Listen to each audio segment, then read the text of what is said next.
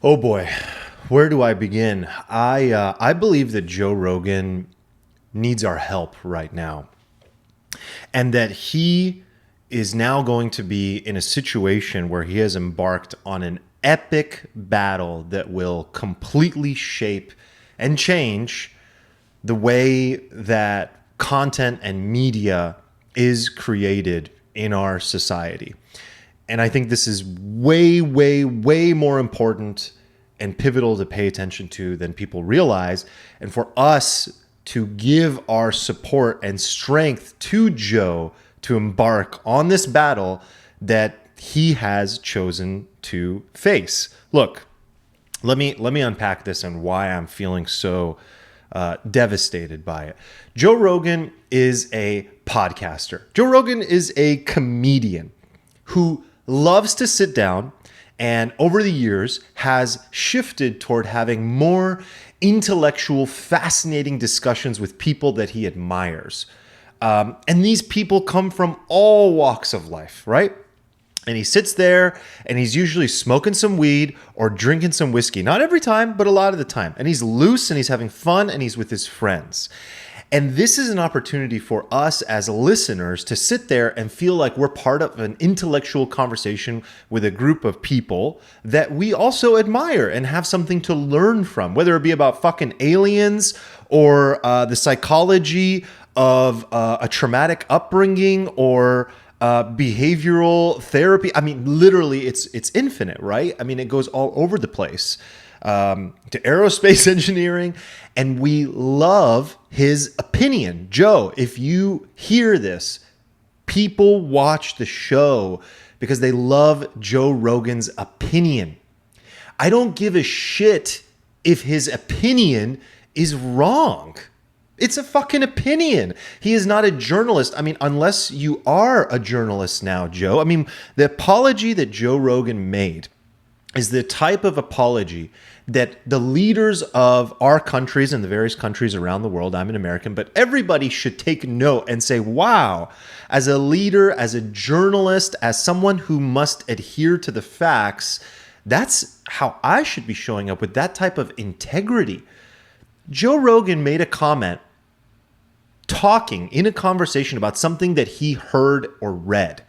And by saying that, and putting it out there on his platform, he spread misinformation, okay? Did he really? Is that his job? Is to now be insanely and hyper aware of every word that comes out of his mouth? If that's the case, then this is not the Joe Rogan podcast anymore. It can't be that. But guess what? Joe made a decision. Kudos, Joe. Let me take one step backward. Joe Rogan is not just the gold standard for podcasting. He's the platinum standard. There has never been a show to reach this level of engagement. We're talking 3-hour fucking conversations, guys, that many of us as listeners pay attention to the entire thing. We're with them every step of the way. I mean, that level of engagement is unheard of. Now, here comes Spotify saying, okay, we're going to develop podcasts. We want to get involved in this game. Kudos to them. That was badass. Saying we're going to one-up Apple by doing this exclusive deal for 9 fucking figures or more. I mean, Joe, this is a private number. Joe hasn't released it, but most people say, and Joe Rogan himself made it sound like it's north of $100 million. I mean, this is like MJ and LeBron kind of deal money, right? So again, amazing. But going into this, I'm sure that Joe knew there was going to be some sort of battle between I was an independent publisher. I owned all the control, all the rights to my content. I say whatever the fuck I want. And I am not a journalist. I'm just here talking to my friends and people I find fascinating. And people listen to me because it's raw, it's authentic, and I'm smart, but I don't act like it. And all this stuff. Everybody knows that Joe Rogan's brilliant. And he's sitting there sharing his opinion. Now, there have been countless times that had Spotify been involved, we would have already ran into this situation. Do you know how many times Joe Rogan has spread misinformation? What a ridiculous concept to have to apologize for as a podcaster. As a podcaster, I'm terrified.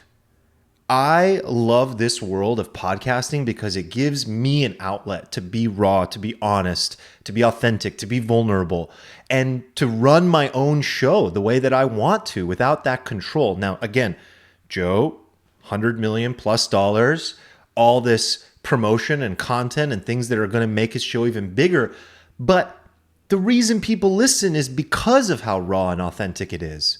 If Spotify is going to come in, and so let's just go now a half step backward. Joe Rogan coming out and making that type of apology. He has made an apology before for a different purpose.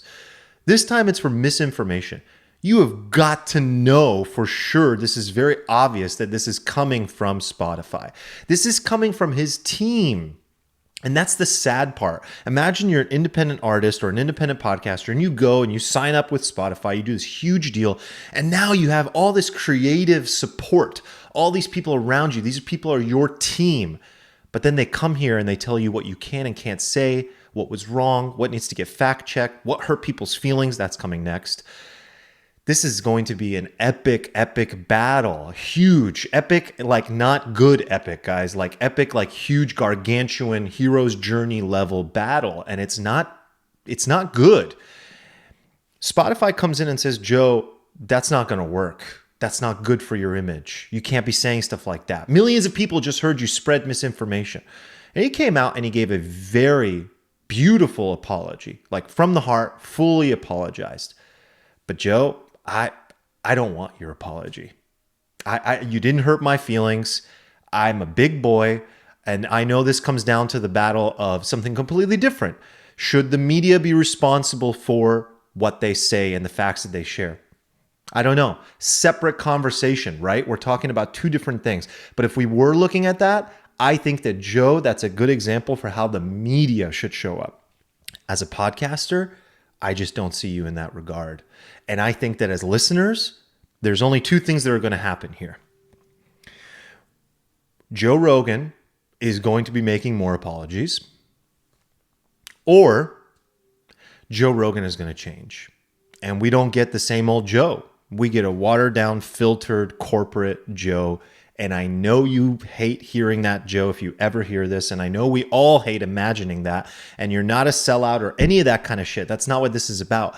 It's in the psyche. You can't change that. Once you know that you have that group of people that are watching every word you say and are sitting in fucking board meetings talking and reviewing and thinking about it, it's going to affect you and the way that you show up. You're literally going to sit there in your mind and ask yourself, is it worth it every single time? Should I say this or that? And over time, you just keep on saying, no, I'll go the other way. It'll be a little easier. I won't have to deal with it. I won't have to issue an apology. I won't be all over the fucking news the next day. That is a tragedy. That's a goddamn tragedy. That's devastating, and that ruins it all. It ruins it all for the podcast industry. That ruins it all for Joe Rogan. And I think this is a huge battle, and I think this is a fight, and it's a battle worth fighting. And there are not a lot of moments like this in life, a lot of opportunities. I mean, I don't even know, is this an opportunity? There's not a lot of situations and circumstances that pop up that are worth saying, no, this is worth fighting for. I can't allow this. And so you're going to see a battle between, is Spotify going to allow Joe to just keep being Joe, or is Joe going to push back and say, no, I'm going to keep doing me, or is it going to go the other way around? And based on what we're seeing in the level of that apology, it looks like it's going to be Spotify that has the edge. And I can tell you, man, from working in the tech industry, I worked at Google. I know what these meetings are like. You got a whole group. There's probably 25 people just focused on the Joe Rogan experience and reviewing every word that he says and looking back at everything that he's done and thinking about the marketing and the branding. And there's probably 9 people that met for the last 3 days alone on just everything that's been going on. And apparently there's been 10 internal meetings on Joe's past remarks and comments about transphobia. And the people in the company feeling like, why are we represented by this person? We don't want to be represented by this person. This shit is just beginning. And I'm not making comment about that. I'm not saying that's right. I'm not saying that's wrong. I'm just saying this is crazy. This is the battle. This is what he's signed up for. And I don't know, man. I wouldn't want to be in Joe's shoes right now. I hope that it's not what I'm saying or as bad as I'm saying. And I hope that he maintains that creative freedom. I really do. But I also think that if this continues to get pushed, it's a battle worth fighting. And I think it requires stepping up and explaining and saying, it requires us as the listeners to show Joe, and mainly to Spotify. I don't know. I'm not an activist. If someone's good at activism or setting up some fucking hashtag to support Joe or keep Joe free or whatever it is, do that, because Spotify needs to see that. They need to hear that. They need to understand that, because what we've been experiencing in America is a huge tug of war and a huge battle now for a while. And as we already know from listening to Joe Rogan, many of his episodes have been around this exact topic, around censorship, around free speech, around all of this stuff. So it's incredibly ironic that this is happening. Like, it's hilarious. I'm 40 episodes into my podcast. I love it. I could truly do this for a long time, maybe even for the rest of my life. The shit that I have said, the misinformation that I have spread, you know why? I don't care. This is me talking to people I'm fascinated by. I am not a journalist. I don't have any training, and I don't research the shit out of everything. And even our leadership in the country doesn't even. So why should a podcaster be held to that standard? And the reason they are is because too many cooks in the kitchen, too many people involved, too many emotions, and too much of a battle of ideology. And I think this is a battle worth fighting. And that is why I'm truly devastated, and I'm hoping for the best.